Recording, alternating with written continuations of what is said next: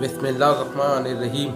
दोस्तों, क्या आप जानते हैं इमाम मेहदी अलैहिस्सलाम के निकलने का ज़माना बिल्कुल करीब आ चुका है और हुजूर सल्लल्लाहु अलैहि वसल्लम ने उनके बारे में जितनी भी निशानियां बताई थी वो सब पूरी हो चुकी हैं और यहूदी अपनी उसी आखिरी साजिश में लगे हैं कि किसी तरह मुसलमानों का पहला किबला जो कि मस्जिद अक्सा को गिराकर वहां अपना हैकल सुलेमानी तामीर कर दिया जाए, जिसे जिसे बनाने के बाद ये यहूदी 2000 साल पुराना वो हज़रत दाऊद अलैहिस्सलाम का तख्त ला कर रखेंगे, जिस पर अपने मसीहा दज्जाल को बिठाकर सारी दुनिया पर राज करेंगे। इसलिए इजराइल आजकल पूरे फिलिस्तीनी को मिटाने पर लगा है। इसी जंग के दौरान उसका ख़ास टारगेट है कि वो मस्जिद अक्सा को गिराकर वहाँ पर अपना थर्ड टेम्पल मतलब हैकल सुलेमानी को तामीर कर सके। इसके पीछे की पूरी प्लानिंग 1897 में ही यहूदियों ने एक नक्शा बनाकर पूरी कर ली थी और वो आज उसी प्लानिंग को पूरा करने जा रहे हैं। दोस्तों, यहूदियों का मानना है कि जब तक हम अपना हैकल सुलेमानी नहीं बनाएंगे तब तक हमारा मसीहा मतलब दज्जाल नहीं आएगा। उसके बगैर हम दुनिया पर राज कर ही नहीं सकते। आज से 100 साल पहले जब हिटलर ने इन्हीं इजरायली यहूदियों को चुन चुन कर मारा था, तो यही इजरायली जान बचाकर एक नाव में सवार हुए थे और अपने नाव पे लिख दिया था, ए लोगों, हमारी आखिरी उम्मीद मत तोड़ना। उस वक्त सारे ही देशों ने हिटलर के डर से इन यहूदियों को अपने पास जगह देने से साफ मना कर दिया था। लेकिन जब ये यहूदी फिलिस्तीन पहुंचे तो फिलिस्तीनी मुसलमानों ने पर तरस खाया और अपने एक छोटी सी जगह दे दी। दोस्तों, लेकिन इसके बाद इन इजरायली लोगों ने वही काम किया जो उन्होंने हिंदुस्तान में किया था कि धीरे धीरे जिस कौम ने इन्हें अपने घर में रहने की जगह दी, ये उन्हीं को आपस में लड़ाकर उनके मुल्क पर नाजायज़ कब्जा जमाने लगे।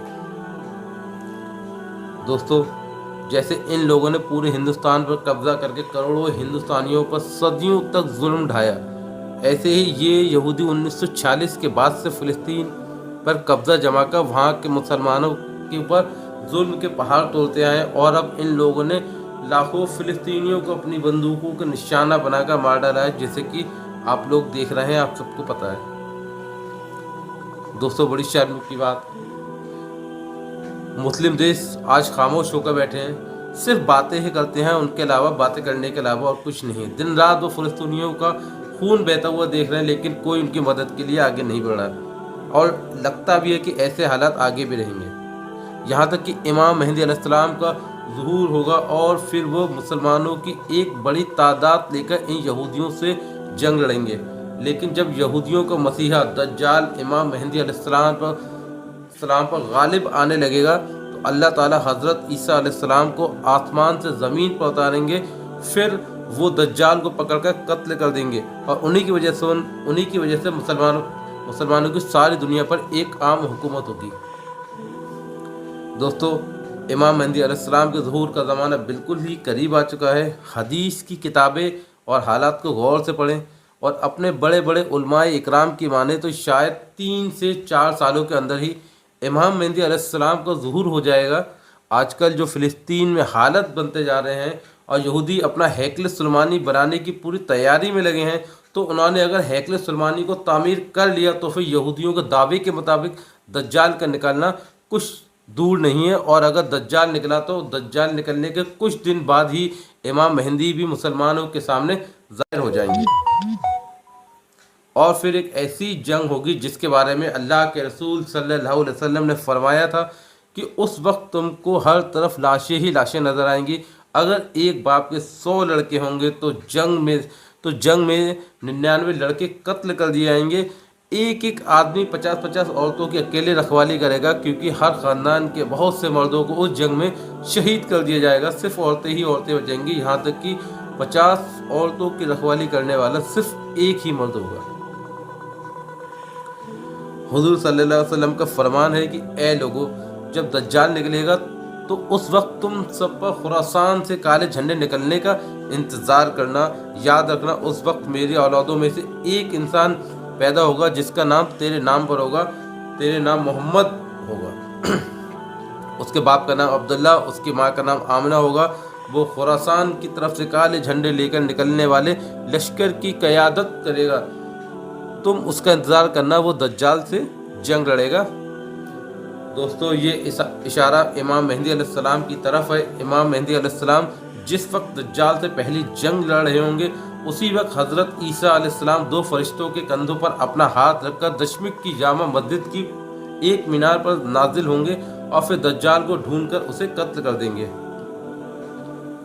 दोस्तों इमाम मेहदी अलैहिस्सलाम को खुद नहीं पता होगा कि मैं वही मेहंदी हूँ जिसके बारे में अल्लाह के रसूल सल्लल्लाहु अलैहि वसल्लम ने फरमाया था कि मुसीबत के वक्त में वही इंसान तमाम मुसलमानों को काफिरों के जुल्म से बचाएगा। इसलिए अल्लाह के रसूल सल्लल्लाहु अलैहि वसल्लम ने इमाम मेहदी अलैहिस्सलाम की एक एक सिफत बयान कर दी कि उनका चेहरा कैसा होगा, उनकी दाढ़ी कैसी होगी, उनके बाप का क्या नाम होगा, उनकी माँ का क्या नाम होगा। और जिस वक्त 40 मुल्कों के उलमा इकराम इमाम मेहदी अलैहिस्सलाम को ढूंढने निकलेंगे तो वो उस वक्त काबा का तवाफ़ कर रहे होंगे और उनकी उम्र भी तब तक 40 बरस हो चुकी होगी। जैसा कि अल्लाह के रसूल सल्लल्लाहु अलैहि वसल्लम के पास 40 बरस की उम्र पे पहली वही आई थी और तभी आपने नबूवत का ऐलान फरमाया था। मेरे दोस्तों हदीस में जो आता है इमाम मेहदी अलैहिस्सलाम के खुरासान के काले झंडे वाले लश्कर के साथ निकलेंगे और पहली जंग दज्जाल से लड़ेंगे, तो इससे साफ यह मालूम होता है कि दज्जाल पहले निकलेगा और इमाम मेहदी अलैहिस्सलाम का ज़ुहूर बाद में होगा। दज्जाल जैसे ही निकलेगा तो सबसे पहले वो पूरी दुनिया का खाना पीना अपने कंट्रोल में करेगा और लोगों को एक एक दाने के लिए तरसा देगा।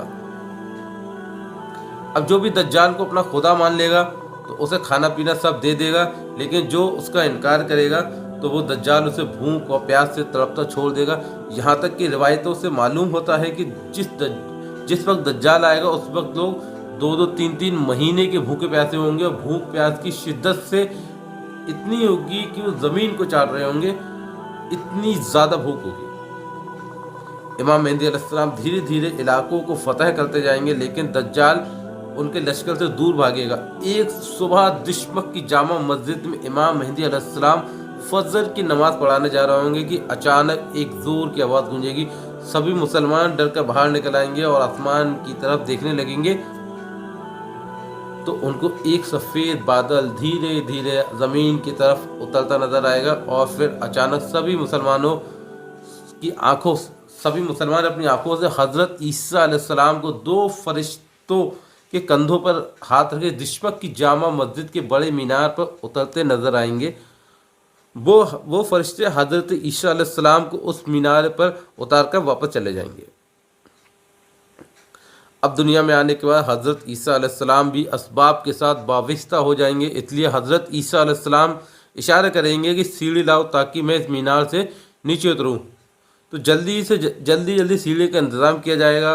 फिर हज़रत ईसा अलैहिस्सलाम मीनार से उतरकर मस्जिद में तशरीफ़ लाएंगे तो इमाम मेहदी अलैहिस्सलाम हज़रत ईसा अलैहिस्सलाम से कहेंगे कि आप फजर की नमाज़ पढ़ाएं, लेकिन हज़रत ईसा अलैहिस्सलाम कहेंगे कि नहीं, इस उम्मत का एक एक बंदा इमाम है, इसलिए ये नमाज आप ही पढ़ाओ। और फिर इमाम मेहदी अलैहिस्सलाम आगे बढ़कर फजर की नमाज़ पढ़ाएंगे। नमाज के बाद हज़रत ईसा अलैहिस्सलाम की निगरानी में मुसलमानों का एक लश्कर तैयार किया जाएगा और ये सारा लश्कर हज़रत ईसा अलैहिस्सलाम की क़दायत में दज्जाल को कत्ल करने के लिए निकलेगा। लेकिन दज्जाल को खबर हो जाएगी हज़रत ईसा अलैहिस्सलाम दुनिया में आ चुके हैं और मेरी मौत का वक्त करीब आ चुका है, ये दज्जाल को पता चल जाएगा। तो सारी दुनिया में दनाता फिरेगा, हज़रत ईसा अलैहिस्सलाम से दूर भागेगा। लेकिन हज़रत ईसा अलैहिस्सलाम इस वक्त इज़राइल में मौजूद एक जगह मकाम लुत पर पकड़ लेंगे।